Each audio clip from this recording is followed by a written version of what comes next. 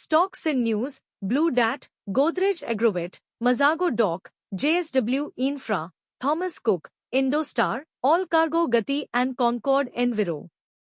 1. Blue Dart Express, the logistics and distribution player, has announced an average shipment price increase ranging from 9% to 12%, depending on product variables and the customer's shipping profile.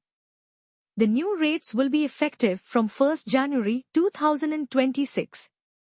2. Mazago Dock Shipbuilders, the state-owned company, has declared a final dividend of ₹2.71 per share for FY25. 3. JSW Infrastructure, the infra and port company's subsidiary, Ennore Coal Terminal, has received a show cause notice from the Office of the Commissioner of GST and Central Excise, Chennai, Tamil Nadu, demanding 96.58 crore rupees in GST along with applicable interest and penalties.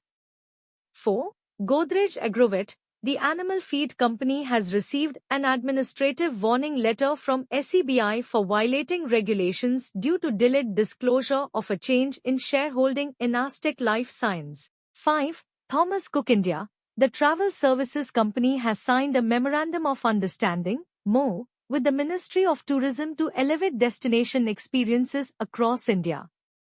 6. Indostar Capital Finance, the shadow lender, has approved the sale of a portion of its commercial vehicle loan book to Phoenix Arc in a move to reduce its stressed portfolio.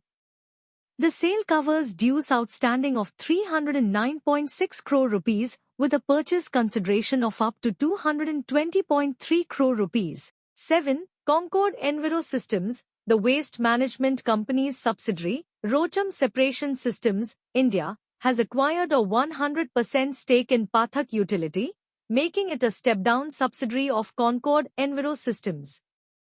8. All Cargo Gati, the company has announced an average 10.2% general price increase, GPI, effective 1 January 2026, for its express distribution services. The revision reflects the need to balance rising operational costs while enabling continued investments in infrastructure, technology, and customer service. Disclaimer: this article provides stock market news for informational purposes only and should not be construed as investment advice.